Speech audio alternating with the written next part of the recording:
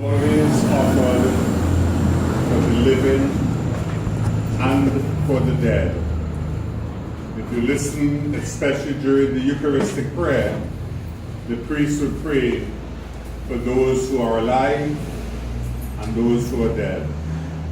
This evening our Mass is specifically being offered in thanksgiving for Sheila, her children, Rory, Raynell, who else? Rhoda. And also for Nazir and Chloe, Rashid and Roxanne. And as we come together to pray with them and for them, we remember, as we profess in our creed, that we belong to the communion of saints. We believe in the communion of saints. The saints, those of us who are on pilgrimage, those of us who have gone before us, marked with the sign of faith.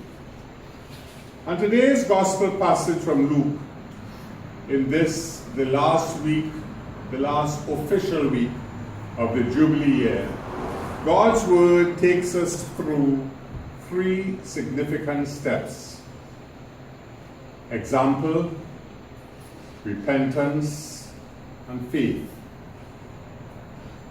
It seems at what level that they're not related, but in a very deep way, they all belong to each other, and especially to our own mission to be men and women of mercy. All of us experience obstacles in our life at one stage or another, and sometimes you go through long periods where spokes are put in our wheel, obstacles happen. And Jesus makes it very clear, obstacles are sure to come, especially if you're a follower of Jesus. There is no disciple, no follower of Jesus who has not experienced setbacks, obstacles, big stones blocking the way in one form or fashion. However, as real as that is, Jesus makes it plain that those of us who are obstacles are among the worst of God's people. I might say, well, I'm giving you trouble, I'm an obstacle in your life, but that's only to help you to be a better person.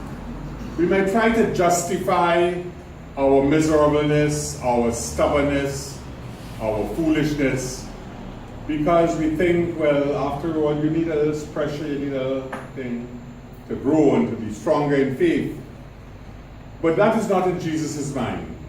We are not commissioned to be obstacles in anybody's life, far less in the life of little ones. To be an obstacle is the worst of sins. Jesus found people committing adultery. He found corrupt people like Zacchaeus and Matthew the tax collector and all these people. He found people doing wrong things in different ways.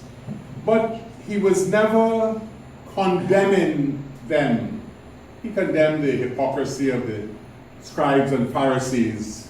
But when it comes to being an obstacle, to giving bad example, to leading people astray, Jesus has the harshest of words.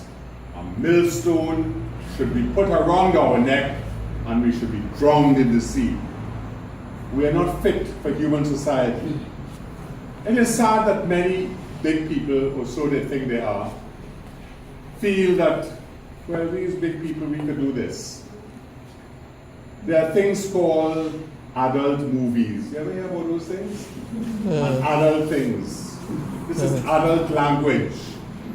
So it is all right for adults to be involved in sin, in wrong things, because when you say something is an adult movie, when you say something is for adults only, you know what you're saying. It is a sinful thing. It doesn't belong to the eyes or ears of children. And today in our world, there is an avalanche of criticism of young people who are doing wrong things, who are saying bad things, who are acting miserable attitudes in different ways. And our society is very critical of young people because these young people are doing wrong things.